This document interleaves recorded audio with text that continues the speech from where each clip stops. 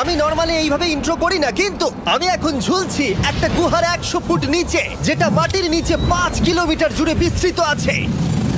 আর আমরা এটা পছন্দ করি বা না করি, যখনই আমি আর আমার বন্ধুরা মাটি টাচ করলাম, আমরা অফিসিয়ালি এখানে আগামী 7টা দিন কাটাতে চলেছি।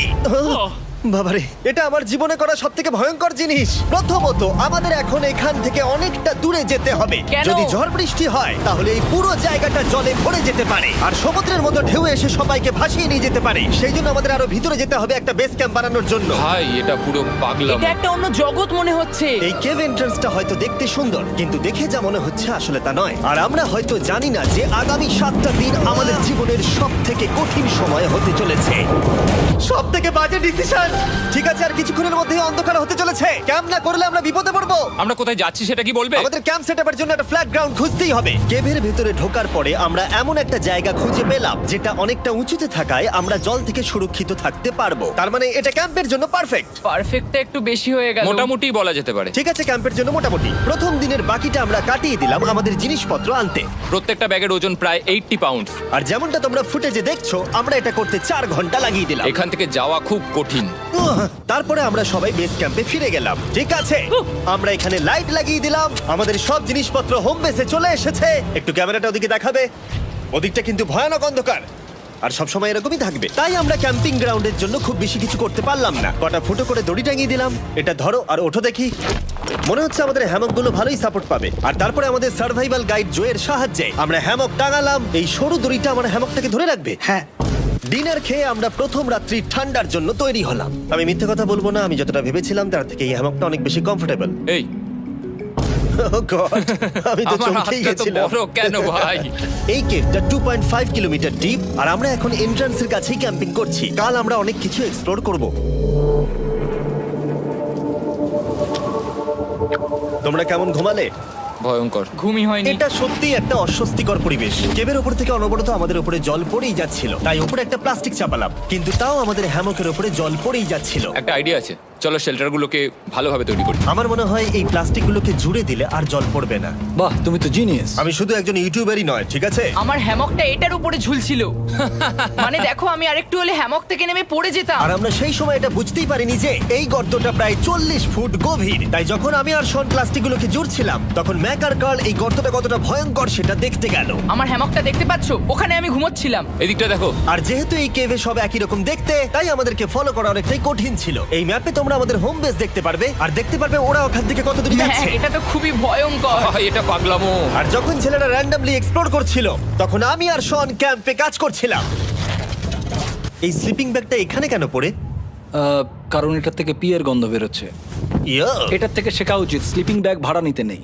আমরা স্লিপিং ব্যাগ কেন ভাড়া আমি- নিয়েছি? কেন আমি আমরা জানি না। স্লিপিং ব্যাগগুলো কিনে আনতে পারলাম না? আর তারপরে আমরা এই দুটো প্লাস্টিককে জিপ টাই দিয়ে জুড়ে দিলাম। কিছু মনে করো না, এই দড়িটার উপরে আমার জীবন বাজি আছে। আর তখন ওইদিকে ম্যাক আর কার্ল তখন ওই গর্তের মধ্যে। ও মাই গড, ম্যাক! আর শেষ পর্যন্ত ওরা একদম নিচে পৌঁছে গেল। এই! আমি তো ভাবলাম সবাই ক্যাম্প নিয়ে কাজ করবে। আমরা শুধু দেখাচ্ছিলাম জায়গাটা কতটা ভয়ঙ্কর। না পড়লেই হবে, তোমাদের স্কিল নেই। আচ্ছা ঠিক আছে। আর যদিও ওদের এবার ফিরে আসা উচিত ছিল, কিন্তু কাল আর ম্যাক এটা কতটা গভীর সেটা দেখানোর চেষ্টা করলো। ভাই এটা দেখতে দারুণ লাগছে। তুমি কি নদীটাকে পার করতে পারবে? কিন্তু ওরা এটা জানে না যে এই রিভারটা এই কেভের গোটাটাই জুড়ে আছে। তার মানে এর মধ্যেও আমাদের কিছুটা সময় কাটাতে হতেই পারে। ওই তো ওরা এসে গেছে। এসো। তোমরা রান্না করে রেখেছো তো? হ্যাঁ, রান্না করেছি। ঠিক বলেছ। একটা নতুন বাড়ি, ঠিক বলেছি তো? একদম। এখন আমাদের একটা ছাদ আছে। আর এটা তো দারুণ। জিমি রান্না বেশ ভালোই আর করেছে। আমরা আমাদের ফায়ার পিটটাকে এই সুন্দর জায়গাটাতে নিয়ে এসেছি। জায়গাটা কেমন? বেশ গরম। আরামদায়ক। এই পাথরগুলো গরমটাকে ধরে রাখবে এবং ওপর থেকে যে পি পড়ছে সেগুলোকে আটকে দেবে। ওটা পি নয়। তাহলে ওটাকে কি বলবো? যদি জানি না, হয়তো বৃষ্টির জল হবে বা না, এটা বৃষ্টি নয়, না, পাথর মানে ইয়ে তুমি- করছে। এই একটু উপরে দেখাও। তুমি মেঘ দেখতে পাচ্ছো? পাথর দেখা যাচ্ছে। এটা বৃষ্টি নয়, রক পি। Rock P. ঠিক আছে, রক পি। ঠিক আছে, এটা রক পি। আর একটা শুকনো রাত ঘুমিয়ে কাটাবার পরে আমরা ঠিক করলাম জো আমাদের সার্ভাইভাল এক্সপার্ট, তাকে নিয়ে আমরা কেভের শেষ প্রান্ত অব্দি যাব।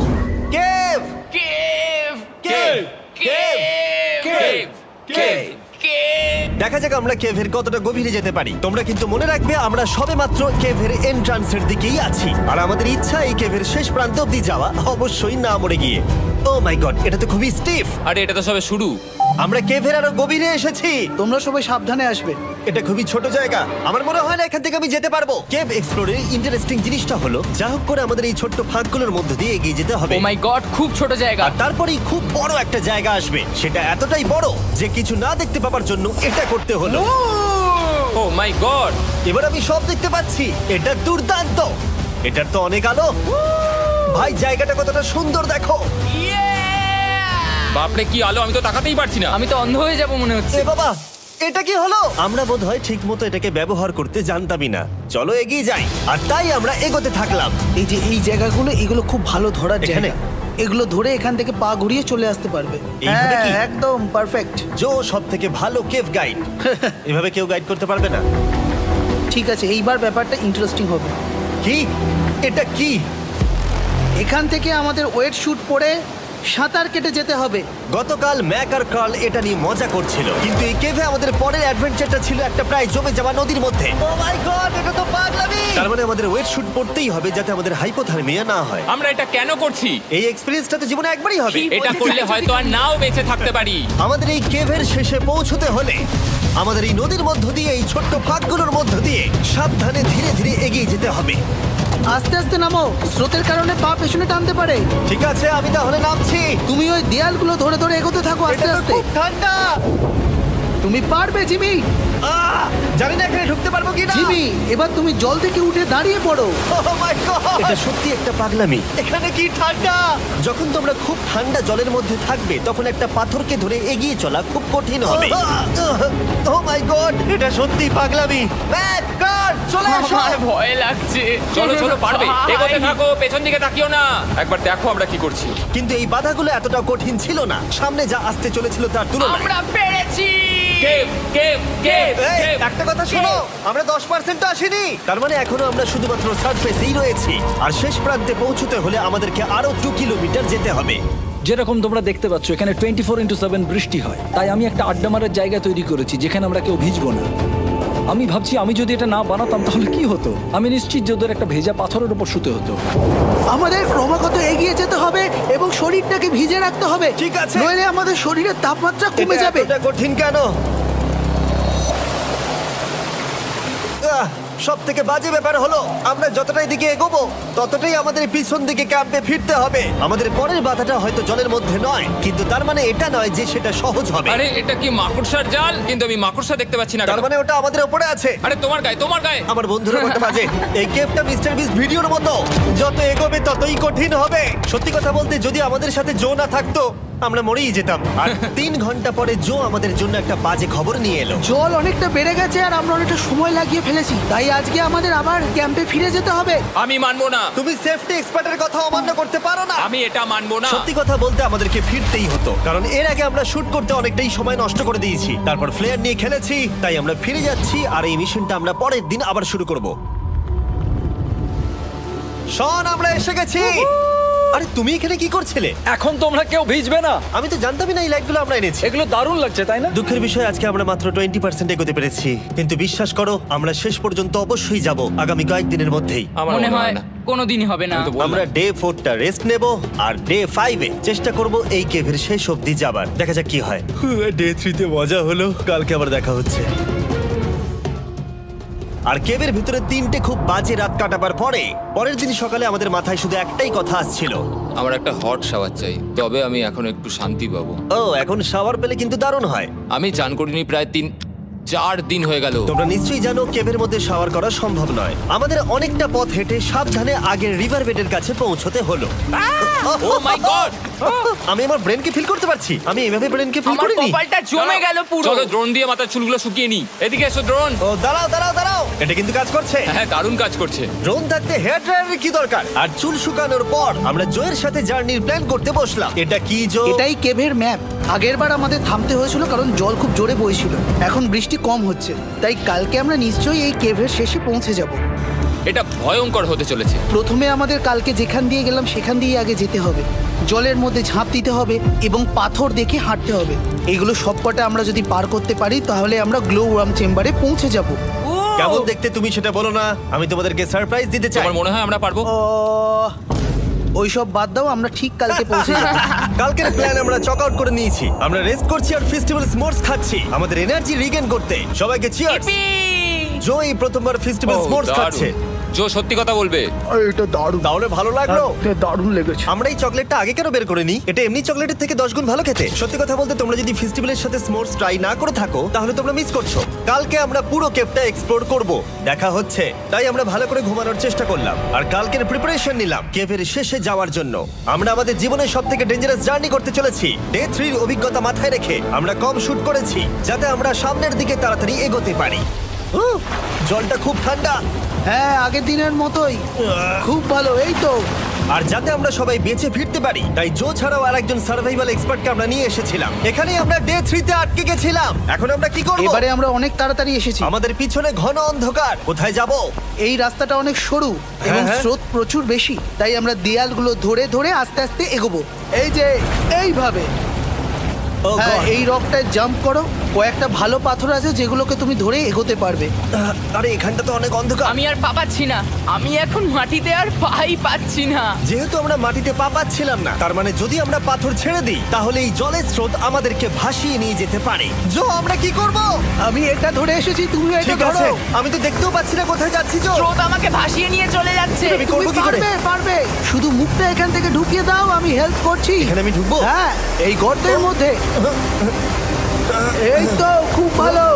এটা আমার জীবনের সবথেকে বিপজ্জনক অ্যাডভেঞ্চার। আমরা এখন কেভের অনেক গভীরে চলে এসেছি আর এবার আমাদের সামনে প্রথম বড় বাধা। এখানে জলের একটা ঘূর্ণাবর্ত আছে, যদি তুমি এর মধ্যে পড়ে যাও তাহলে তোমাকে একদম নিচে নিয়ে চলে যাবে। মানে আমরা পড়ে গেলে মরে যেতে পারি। হ্যাঁ, মানে আমরা মৃত্যুর সাথে খেলা করছি। এটা এতটা বিপজ্জনক হতে পারে আমি সত্যিই ভাবিনি। খুব ভালো। এই তো, তাহলে কি আমার পা এখানে হ্যাঁ, রাখবো? রাখো রাখো। ঠিক আছে, এই তো আমি পেরেছি। এটা আমার ভাবনার থেকেও বেশি কঠিন ছিল। এই নদীটা কতটা শক্তিশালী এই গোটা কেভটাকে তৈরি করেছে। কিন্তু মজার ব্যাপার হলো আমরা পাথরের মতো শক্তিশালী নই। আমি শুধুমাত্র মানুষের মতোই শক্তিশালী। সৌভাগ্যবশত কাল এই অ্যাডভেঞ্চারে লিড করেনি, তার বদলে আমরা একজন অ্যাভেঞ্জার জোকে পেয়েছি। ও কতটা এক্সপার্ট তার প্রমাণ হিসেবে বলতে পারি। সে লিটারালি কতটা ওপর থেকে আমাদেরকে নদীতে ঝাঁপ দিয়ে দেখালো। ও মাই গড, এটা পাগলামি। কে বললো এটা পাগলামি? এটা তো আমার কাছে খুবই সহজ। আমি এটা করব। তুমি কোনোভাবেই এটা করতে পারবে না। আরে কি বলছোটা কি তুমি? আমি এক্ষুনি করতে চাই। চলো যাচ্ছি Joe. God speed back. Jimmy আমার সাথে যা যা করেছে তার কাছে এটা তো কিছুই নয়। 3, 2, 1।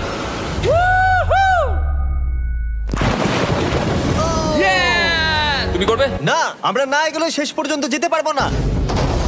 ও মাই গড, আমাদের নিচের দিকে যেতে হবে। আমরা সবসময় স্রোতের উল্টো দিকে কেন যাই? এখন শুধু আমি ভেসে ভেসেই যেতে পারবো, আর কিছু না। এই জলের তলায় অনেক ধারালো পাথর আছে, তোমরা সেগুলোকে দেখতে পাবে না, তাই সাবধানে পা ফেলবে। ও মাই গড, আবার এটা গভীর আরে হচ্ছে। আমার পা তো কিছুর উপরে রাখতে হবে। ছোট পাথরগুলোই একমাত্র বাধা ছিল না, মনে হচ্ছে আমাদের প্রতিটা পদক্ষেপে। ও ভাই, আমি কিচ্ছু দেখতে পাচ্ছি না। এটা খুব ভয়ঙ্কর। কেভটা আরো অন্ধকার হয়ে আসছিল এবং আরো সরু। আর তখন আমরা জানতাম না যে আমরা ফিনিশ লাইন অবধি পৌঁছতে পারবো কিনা। ও, আহ। আমি ক্লান্ত হয়ে পড়েছি। এই কেভে আরো কঠিন বাধা আসার আগে তোমাদেরকে আমি কিছু দেখাতে চাইবো। জো, তোমার ব্যাগটা দাও। Thank you. তুমি জানো এর মধ্যে কি আছে? না, জানি না কি আছে। Brand new mister beast lab swamp. সত্যি কথা বলছি, গত 5 ঘন্টা ধরে যেহেতু আমি অনেক পরিশ্রম করেছি, তাই কোনো মতেই এখন এটা আমি বলার মতো অবস্থায় নেই। তাই এটা শুট করার 1 মাস পরে আমি পুরো কেপ সেটটা তৈরি করলাম ফিউচার জিমি নেম ট্যাগ দিয়ে। তারপরে বললাম, হে, আমি ফিউচার জিমি, আর আমি এখন তোমাদেরকে বলবো brand new toy line of mister beast lab swamp সম্পর্কে। এটা একটা কালেক্টেবল টয় লাইন, আর এখানে 119টা ইউনিক ডিজাইন ক্যারেক্টারও আছে যা তোমরা কালেক্ট করতে পারো। আর সবথেকে দারুণ ব্যাপারটা হলো, কোন ক্যারেক্টারটা তুমি পেয়েছো সেটা জানতে হলে এই টিউবে ওয়াটার দিয়ে নাড়াতে হবে আর তোমার সোয়ামস তোমার সামনে চলে আসবে। আর আমি এটা ডেমনস্ট্রেট করতে এই বিশাল বড় টিউবটাকে বানিয়েছি। এই টিউবটাকে জল দিয়ে ভরে দাও। তোমাদের এত জলের দরকার নেই, এটা অনেক বড় বলে এত লাগছে। ঠিক আছে, এটা এখন জলে ভর্তি হয়ে গেছে। এবার এটাকে একটু নাড়াতে হবে। এটা কি আর নাড়াতে হ্যাঁ হবে? হ্যাঁ, অনেক নাড়ানো হয়ে গেছে। এবার জল ঢালো এখানে।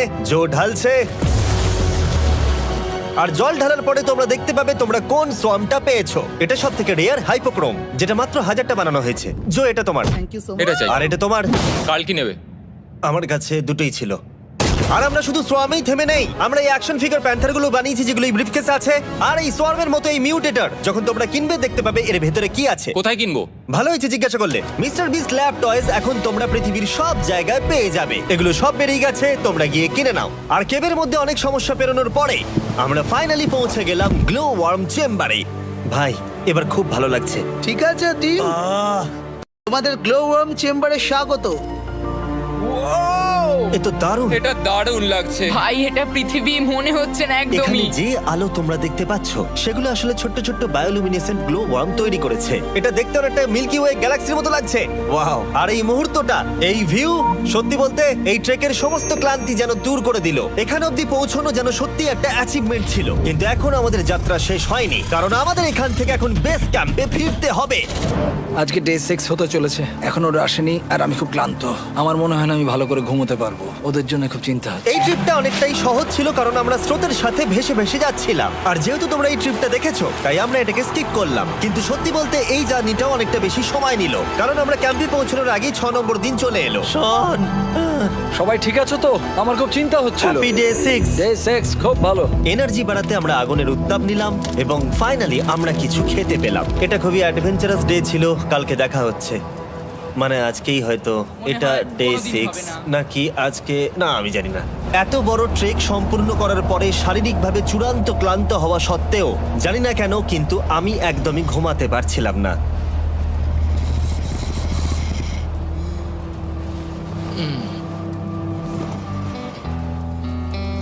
আমি 7 দিন সলিটারি কনফাইনমেন্টে কাটিয়েছি, কবরে কাটিয়েছি, 7 দিন রাফটে থেকেছি। কিন্তু সত্যি কথা বলতে এটা সবার থেকে বেশি কঠিন ছিল, কারণ সব সময় ভিজে, ঠান্ডা, প্রত্যেক মুহূর্তে এই পাথরগুলো শরীরে ব্যথা দিচ্ছে। বেশিরভাগ সময়টাই এই কেভটা দুঃস্বপ্নের মতো ছিল। কিন্তু তোমার আর আমার মধ্যে জিমি! ইয়ো! গার্ড, আমাকে দেখতে পাচ্ছো? এটা পৃথিবীর সবথেকে উজ্জ্বল টর্চ। মজার মুহূর্ত অনেক ছিল। মাটির নিচে 300 ফুট গভীরে অভিযান চালানো থেকে আমাদের সবাই মিলে হ্যামক নিয়ে হাসাহাসি করা সবকিছুই অভিযানের অংশ ছিল। যেহেতু আমাদের সঙ্গ দারুণ, চলো তিমির মতো আওয়াজ করো। তাই এই ভিজে, ঠান্ডা, পাথুরে অদ্ভুত কেভের ট্রিপটা বদলে গেল আমাদের জীবনের সব থেকে সুন্দর মুহূর্তে।